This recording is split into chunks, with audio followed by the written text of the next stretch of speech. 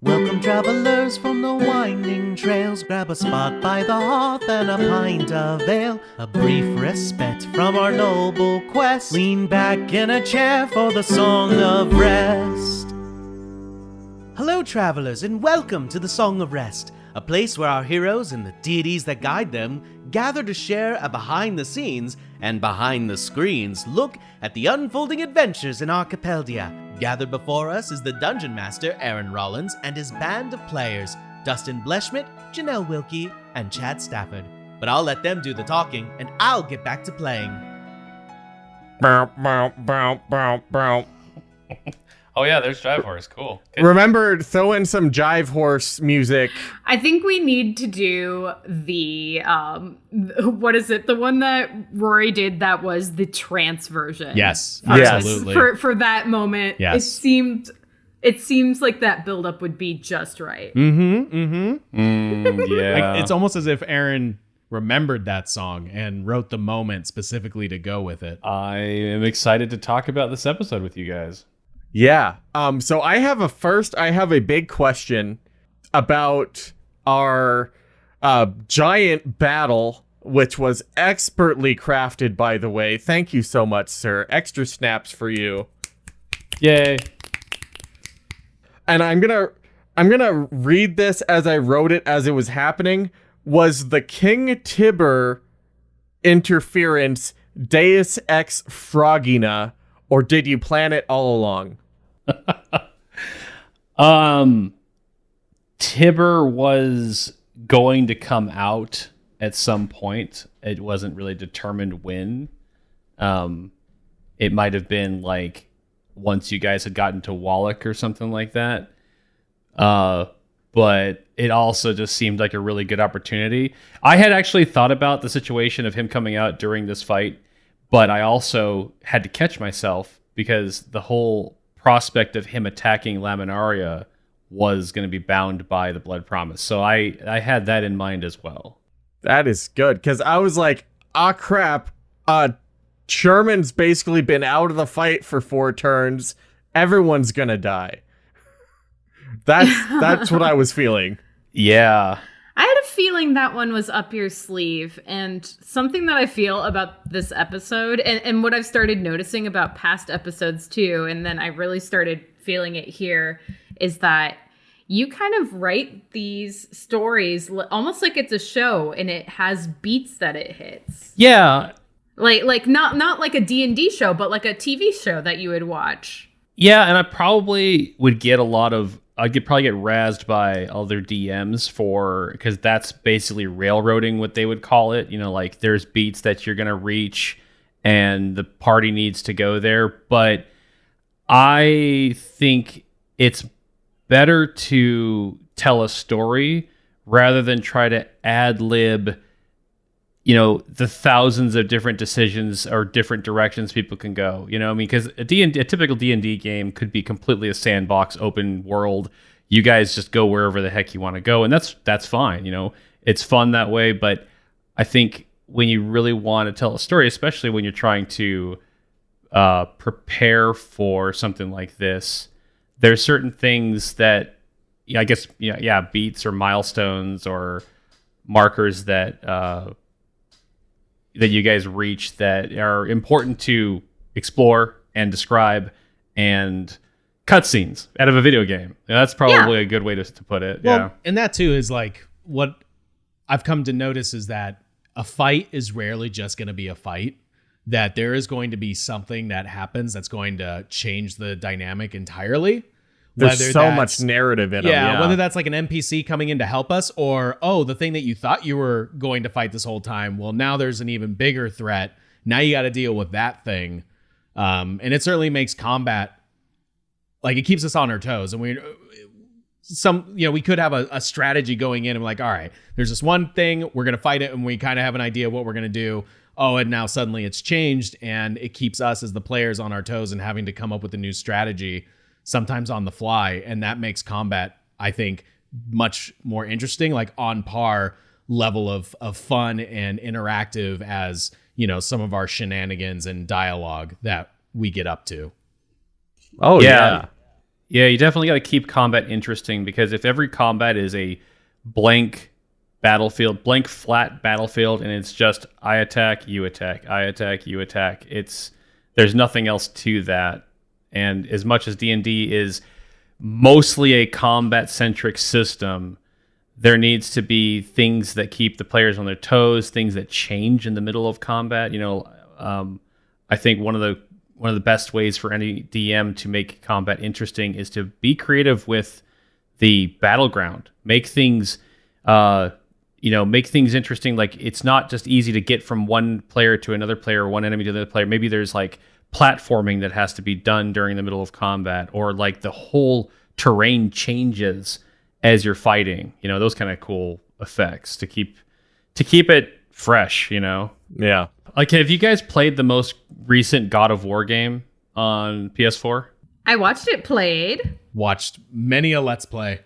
Those the epic battles with like the big bosses, they do that where the terrain, the whole scene is constantly changes as one person's getting like flung through a building, and now they're on the other side of the mountain, and now something's collapsing around them. I mean, it was like it brings those epic proportions to, I'm not where we started this fight, So yeah, that's more of an exaggerated version of what I'm talking about, but yeah, kind of the same idea. And it's interesting too, because we're starting to listen back to some of the podcasts because they're finally being dropped. And now that I know that you kind of just have these like not plot beats in mind necessarily from the get-go, but more like just details planned. I'm paying more attention now because of that. And I'm catching moments in episodes like 1, 2, and 3 where it's like, oh, like, yes, this shows up later. Like, so it's like, maybe I need to pay a little bit more attention. Yeah, and it's also thanks to you guys too, because a lot of the stuff that we come up with just randomly, I put in my pocket, and that definitely goes into the writing later on. I was about to say, speaking of paying attention, like, you definitely pay the most attention. Oh, yeah. Because there are like these one-off bits that we do that suddenly become a much more, grand thing that's been woven into the later narrative that makes it feel like proper world building. And I love it. Yeah. It's so fun. The gwobs. The gwobs. Never thought we would have this jive horse come back to Jive horse. Like, it was, and I mentioned this right before we started, but it was like, I wasn't sure if it would ever happen because like the concept of jive horse was like on the borderline of silliness, and I'm like, is it ever going to come? It is silliness. It's like on the borderline of almost over the top, but like I hoped in my heart that jive horse would make some sort of return, and to have that be the episode cap is yeah. What does it mean? That feels very Adventure Time to me. Yes. Okay, we have our so- James Baxter moment, and I am all for it. So I'm gonna drop my DM segment here, which I usually use to like ask you guys if you caught on to something or whatever. Yeah. But this time it's not gonna be a name or something like there, or I guess a very subtle hint or something that I dropped. This time it was that Jive Horse. I loved Jive Horse so much, like, and I so much, but I didn't want to overplay Jive Horse because I wanted to bring Jive Horse back into the fray with this scene. And so there was a moment when I was doing a recap, and I think it was a recap of episode 6, that I didn't mention Jive Horse. And Chad, you pointed it out. You're like, there's some details missing from this recap, and I'm just like, yeah, shut up. Because I also wanted it to play off as like, okay, yeah, that was kind of silly of us to do, but just you wait, because this is gonna happen. Oh my god! You all suddenly get inspiration from a nearby sound. So yeah, does Jive Horse represent like just putting on the headphones and feeling the calm amidst the storm, the frog and bug apocalypse, basically? Exactly. Is he just going to be their beacon? Jive Horse calms everybody down as everything is going to be just fine. Frog horse, or frog, sorry. Jive horse. Frog horse. Jive horse is our like Rudolph You know, it was just too stormy outside, but he's the beacon that's going to light the way and save Christmas. Just put on those headphones and you'll get through it. No need to panic. Speaking of panic, I think this was the first time that I went to the side of not coming back, potentially. I think this was the first time that Timothy was downed. I think, at least. Yeah. I think it was. I think so.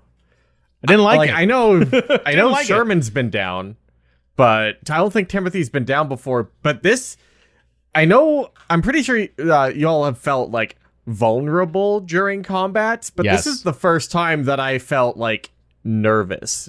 But like that good nervous where you're like, this is either going to be like an epic triumphant comeback or like the trauma that everybody who plays D&D is looking for. One of the two. My two boys are incapacitated and I'm down to 1 health. That was and so I was just scary. Like, as soon Yeah. as I went down, you're at 1 health, and it's like, okay, what are we gonna do? my brain immediately went to like, how do we get out of this? I'm like, he's got to be bringing King Tibber back. Like, good God, like I don't see any other way out of this. Yeah. If you caught on, I mean, like King Tibber did decide to stay back with Lily for a little bit, so yeah. Yes, I clocked that. Yeah. There's so many scenarios of what could have happened because like with Sherman getting held basically, sure, he wasn't able to fight, but he's got 50 HP right now with the 10 temp hit points. So imagine what would have happened narratively if he sees both of his new friends go down and he can't do anything and then he's let loose. Like, what would that do for that character? So there's so many little nuances. Like if there's a multiverse, there is a multiverse where we're also doing this podcast, but that happened. Yeah. It almost did. It was really close. Yeah. Like, I was about ready to ask Aaron, hey, I have one last Sherman treat. What happens if I eat it? Oh. Nothing. Like, I'm getting desperate here. What happens if I eat the treat? Oh, they're genetically engineered for dog folk. Gosh darn it. I do want to say one thing, and this will just be a juicy tidbit for Song of Rest folks, but here's what I envisioned in my mind, because I didn't know if Sherman was going to do the final blow on what's the name again? I wrote it down. Lamenaria. Yeah. So I didn't know if it was actually going to happen, but I was conjuring an idea of my mind of what if it did happen. And this is what I conjured in my mind was running over to Flowerkraut, because it's like a big villain for Flowerkraut as well, because it's like the hag thing, be my sister, lady. Like, and so I was going to be like, pull out a javelin and tell Flowerkraut to launch, and then launch the javelin with the power of the Eldritch Fart and He's slay sticking her butt. God. Yeah, You load and her up slay like a the freaking monster. harpoon gun. Like no, like the force of the air cannon, like on top, like Yeah. like surfboard. Oh, Fart gotcha. surfboard. Okay. Like my that was God. the vision I had in my mind. thought you were saying you're if gonna I take knew the it was going to javelin. happen. It's either in Flower's butt or near Flower's butt, and she It's just above. launches it. But I'm picturing Sherman running over to Flowerkraut, picking her up and putting her sideways with her legs under one arm and her torso under the other. So he's holding her kind of like Zarya in Overwatch holds her giant gun, sticking a javelin up her butt and just firing. Oh my God. No, that seems like you'd need consent for something like that. That's not. You're like, no, that would be silly. I'm just wanting her to push air at a thing, at a projectile for me. Yes, Yeah. you would need consent. Oh, absolutely. And after getting dropped off a cliff, I'm not sure how much consent she's going to offer to Sherman picking her up anymore. She has a lot more respect for Sherman now since the early days. Yeah. For sure. The early days 2 days ago. Yeah. Yes. Yeah, the early day. Oh, The other day. I've got to say, I know we like to joke a lot, and this is like I'd like to call it a dramedy podcast because we like to have fun, but also there are serious plot elements happening. Anybody else get super emotional when Lily was talking about her mom? Oh yeah. Yeah.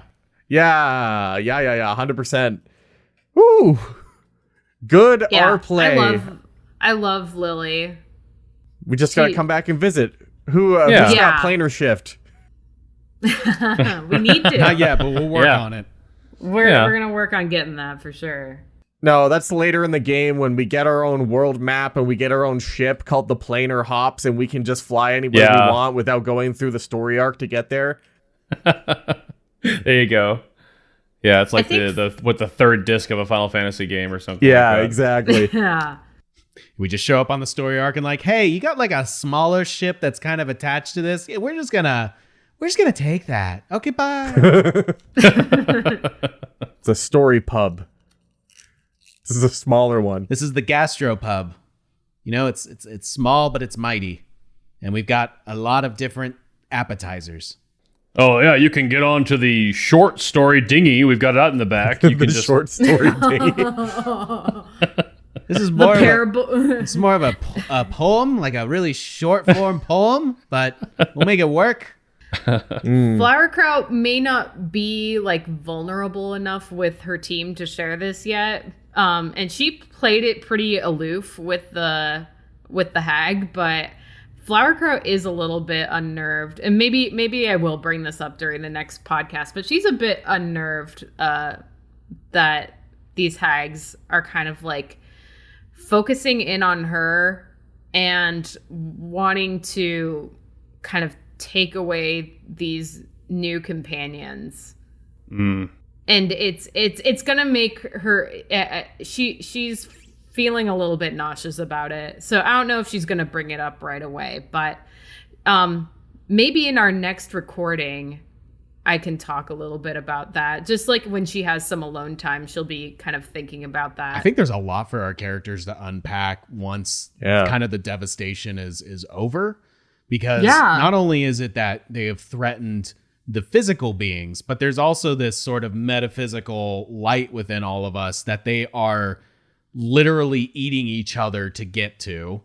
And well, we're each carrying one. So that connects all of us to them even more, which is kind of terrifying. And do they know now? Oh, do they know now? Like, did they have a connection, that much of a connection to Lamenestra? Lamenestra? God damn it. Lamenaria. Well, I gotta figure if she's demanding more power from them, that like now they know that we're not some, get screwed up just crossing a river gang anymore. We're actually, something to be contended with. So if anything, maybe they just know we're a threat now. Yeah. Yeah, Aaron, save a little room for maybe some heart-to-heart moments next episode. Oh yeah, you guys will definitely get that. I think we need to talk through some feels. Yeah, little therapy sesh. Little therapy sesh with Jive Horse. With Jive Horse. Just jamming in the background. Guys, I'm gonna play a little for you to get through this, all right? Dang, Jive Horse, I like that deep voice.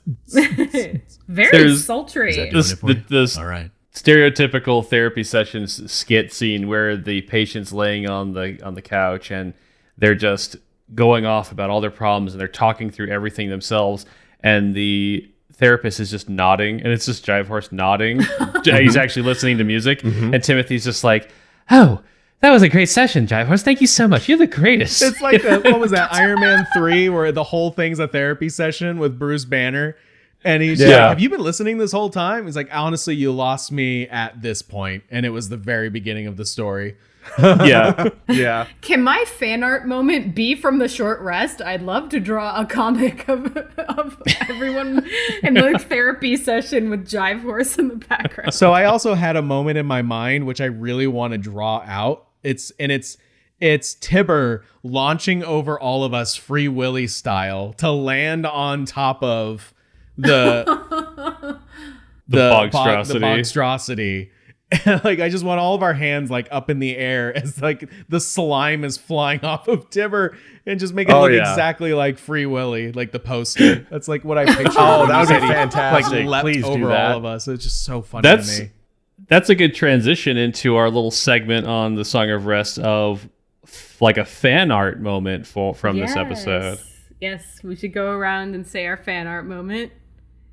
And Chad, I love yours. It's amazing. I'm trying to think about any other ones. Someone else go first. I don't want to go it again. Fan art moments. How about a fan art of... Wow, okay. Remember, I get to edit this so I can think about it too. Yeah. Oh, so it's just so much happened in such a condensed like space. Mm-hmm. Ooh, I've got one. You got it? Okay, go. When Lily was with her arm out between worlds, reaching out to all of us to pull us through, like as one last helpful act. And I just imagine all of us inside of like this giant wooden tree and all leaping towards her at the same time. It's very Kingdom Hearts in my mind. And she's between the worlds, like reaching out, ready to give us, one last bit of help to get to the other side. I love that. It was great. I think like just pure like, and I guess my fan art moment would also be like the to be continued, like after, like in between commercial breaks kind of thing, when King Tibber went to think about attacking, and then the whole blood vine started to come out, and then he stopped. That moment, I think, would be like a really cool like art piece. Mm. Yeah. Oh, yeah. His connection. It kind of like just forms right there in the sky to kind of like this reminder that you've made a pact. My moment, I think, and I definitely put more credit into your guys' moments because this is not much different than it is different, but it's not much different than like someone who's writing something saying, "Oh, this is my favorite part of my book that I wrote." But like with the story, I really like the visual of Lamenaria coming out of the water. With her hair, just like she's just dripping this black ooze, and she's got this scowl on her face, and her eyes are like behind the seaweed hair, and she like just puts her arms up, and all the boggles start to like form behind her. Oh, geez, yeah. Aaron, mine was a Lamenaria moment too. I definitely, she had some creepy attacks, and I just wanted to capture one of those. I bite, yeah. I bite can not okay. Kiss my ass. That was creepy. And it's so funny. I mean, the funny part is like you're saying "All Eyes on Me." Yeah. You're we've been singing Bo Burnham all night. By the way, it's been so hard. We had to squeeze that one out. It's been weeks. I have a problem. I need help. I'll probably still need help when this airs. I'll probably still be doing it. But I love All Eyes on Me is probably one of my favorite songs from that, if not my favorite. And but it was just so ironic that you had an ability called I Bite after Sherman said that. Yeah, Jesus, that's Sherman. And I'm like, you're making this up, aren't you? Then I'm like, I thought you were faking it too. You're not making this up, are you? I would never accuse you of homebrewing. How dare I? How dare? None of that malarkey in this game. No, malarkey's in another game. Yeah, it's funny though. Like I Bite, very powerful spell. However, it ended up being just a hold person spell that took Sherman out of the fight for most of it. Yeah, I rolled so bad I was right there with you. I was rolling absolute crap-tastically most of the game. Flowercroat was just taking all of the good ones. You were on fire. Oh yeah. This was This was definitely one of those things where I was like, oh, okay. I had that really awesome first turn and I was like, yeah, oh yeah. And then it was like, oh no. Oh no. Oh no. No. Yeah. I will say that it was nice to finally get to do the Hexbane crossover that we've been wanting to do. Hexbane was good, yeah. Not that Hex was doing anything beneficial. I was so bummed about that. Oh yeah, because you hexed the Boxtrosity, but then I should have done it to her. I should have done it to Lamenaria. Yeah, but at the same time, Sherman compelled duel on her, so he kind of was. So maybe it might have been good, I guess, to have the Boxtrosity, because you weren't supposed to attack her, or else it would break that spell. Oh yeah. I mean, so maybe we would have had to do a strength check, or he would have had to do a strength check if the Bugstrosity did grab one of us. That's what I was thinking. Oh my That's gosh. what I was thinking it was going to do, because it kept trying to go through the portals and grab us. Yeah, that was one thing that never happened except for one of your duplicates. One of its abilities is to grab you, pull you through the rift, and dump you in the water where you would just take a shit ton of acid that's damage. brutal. Basically. Yeah, but it couldn't hit worth shit. Well, so and like we didn't. I mean, it's hard to tell like which is the bigger threat in the room, because on one hand we have this literal monstrosity, and the other we have this witch who's for the most part stayed out of fights. Now, is that because she doesn't think like these fights are beneath her, or is it because that she's not like high up in HP, so she just uses minions to do kind of the dirty work? So I don't know. I felt like we played that off as well as we could in the moment. She was definitely the bigger threat, but neither were to be ignored. Right. Oh, so we had to split our attention for sure. yeah, it is kind of cool when you've got a situation, at least for the DM, that you don't know, the players don't know which one's worse. Like most of the time you can be like, okay, we should focus fire this one because that's the threat. But between these two, it was like, So it was a cool idea. It was a good idea, and I was really happy to see Sherman do compelled duel for the first time. Because that spell, you can just isolate one threat, and then you can have the other two focus fire something else, or just, if anything, you can stop one person from affecting anybody else, Which, judging by the stuff she was doing to you, you definitely helped us out there, bud. Yeah. I've got to say that really, it was a great like combat mechanic, but also just from Sherman's perspective, this witch is fixated on Flowercrout, who he, both as a dog and as a paladin, has sworn an oath of basically protection. So his sole thought at that moment was like, no, come get me. Well, and especially with I'm not what you want. I'm what you need right now. Well, especially with how like obsessed she was. Like I thought in my brain, maybe this was a scenario where she's gonna like try to absorb Flowercrout's power or something. Perfect. Like if Flowercrout wasn't gonna join, she was gonna like drain the light out of her or something crazy like that, which is why she was like beelining it towards her as soon as she was able to. Yeah. In a very creepy fashion. I'm like, oh man, this is not going to end well. And then you lined up the lightning shot, my dude. Yow! Freaking A. Oh yeah. By the way, power to the horror movie stare, because that was very good descripting. Yes. Yeah. So I mean, she's a modified version of one of the hags that's in the book, and there's. I took away some of the abilities that I'll go ahead and say it because I'm sure a lot of people have figured it out. She's a sea hag. Oh yeah. And they have specific abilities that are based on causing fear, because sea hags typically have an ability called horrific appearance, which it essentially what it does is anyone who's close to them at the beginning of their turn has to roll a wisdom save, or they're just frightened of them. So you immediately have to like run away from them, which I didn't want that to play into this. Like, you guys had seen her before. She's ugly. She's a crone. She's a hag, but it's not like in this story, that's going to cause you to run away. So I took that out and added in like more stats, I guess, for her. So she was a little bit more beefy than a typical sea hag, because plus the save DC on the hold person. Well, never mind. I don't know what the save DC was on the hold person, because I rolled 3 like 4 times.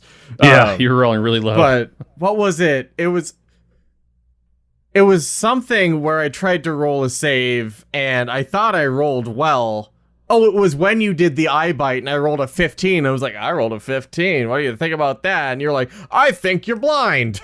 Yeah, she had a spell DC of 16, and that's why because you rolled and you got a 9, and then Chad was like, "You've got that bardic inspiration die," and I'm sitting there thinking to myself, "Oh fuck," because if he rolls a 6, it's still not going to be enough.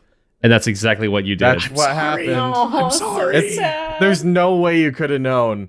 I was so excited too when you got that 6. I felt like, yes. Yeah, me too. This was a good Yeah. move. Everyone got something out of it. Nope. I think that moment though was like the stakes are higher as soon as we realized that didn't save. The stakes instantly like went up. Yeah. And I was sure. as a primarily a spellcaster, I was not in the best form for that fight, because I used so much of my spells in the first fight that we had in the last episode. And so, I don't know, I feel as a character and as a player, I feel so dang helpless once I'm out of those spells. And now I'm just like chucking daggers and hoping for something to work. Mm-hmm. I know you weren't a damage dealer necessarily in this fight, but Timothy's spells were so clutch. Like, when you gave the inspiration, it saved yours and my butt a couple times, and Bane saved us a lot. Oh yeah. Bane is my A best lot. friend. Like, Bane is just, he's with us for the long haul, man. It is such a powerful spell, because and you get it I so can't early tell on. It's you. incredible. I mean, we're only at 9 episodes at this point, and I can't even count how many times the enemies failed simply because of Bane. Like, they would have succeeded, but they got baned down to a miss. Like, multiple times. It's incredibly useful. Plus, there was that combo in this one where the Bane brought it down, and Flowerkraut used her bardic inspiration to go up, and it missed because of that. Yeah. Oh yeah. Yeah. And then I forgot that I always forget, and thank you for reminding me, Dustin, because you're like the angel on my shoulder that's just like, oh, and don't forget that this does this, because I completely forgot that casting Vicious Mockery like also does the disadvantage. Yes. Yeah, you always forget that it's like it's almost like a control spell more so than it is a damage spell at that point. I mean, it only does 1d4, which It not does great. 1d4 right now, but Yes. when you guys hit 5th level, it'll do 2d4. Yes. Oh man. And Elderly Blast will do 2d10. And you can actually split it at level 5. Oh man, You can- the yes. fabled split fart. You can my split. God. You can send a d10 in 2 different directions. Oh my god, my biotic shock waves will be in 2 directions. One for Yeah. each cheek. They'll be in toot directions. I'm gonna leave.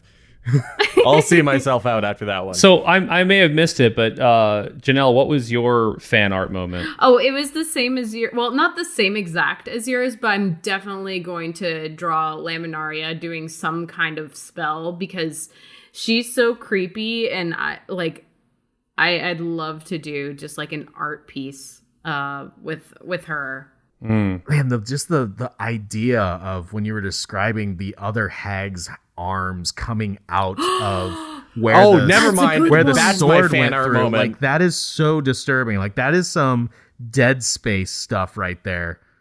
Oh Like, yeah, it's just so creepy to think about, and like, oof, what a visceral That's a great death. one. yeah, that would be a really good art piece too. Hey, and we got That's a a shell. great one. We need to figure out what that shell does. We do. We just like Yeah, hold it we up do. to our ears. Oh, I hear the ocean. Also, they're plotting our demise. I think if we break it, a redhead gets to go on a date. I didn't catch that joke. It's a Little Mermaid reference. Oh, okay. Oh my god. I caught that just like 1 second before you said that. It's very slow. Look at this stuff, and isn't it neat? Timothy's, wait, no, I've already got my voice. I don't need another one, thanks. Oh, can we really quick? I know we're going up into 40 minutes, but Hey, that's these fine. are as long as we want them to be.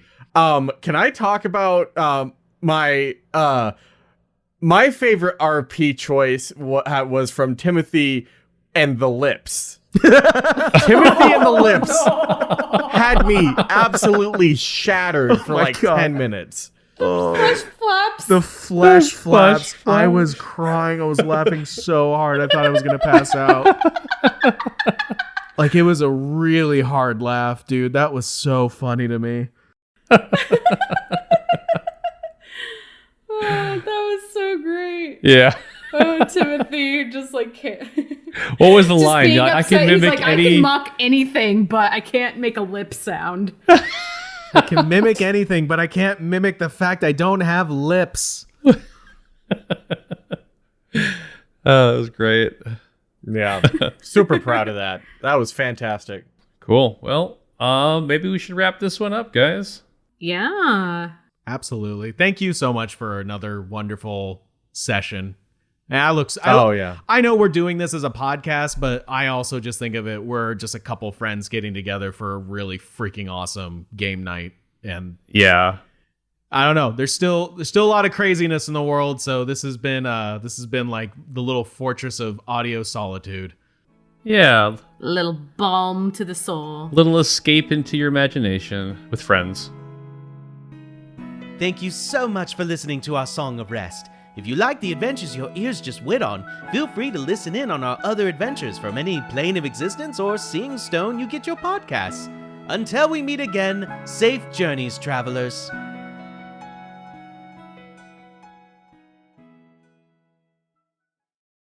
Winds with you, BB Army. Thank you for joining us for today's episode of Break Battle and Roll.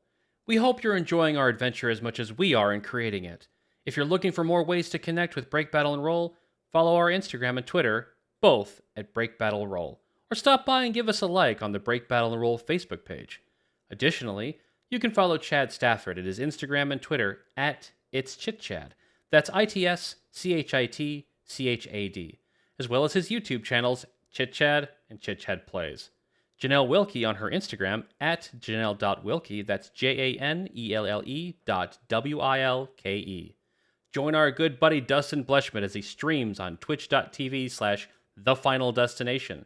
Follow his Instagram and TikTok both at _final_destination and his Twitter at FINL Destination. You can also find me, Aaron, on Twitter at AirKuma. That's AARKUMA.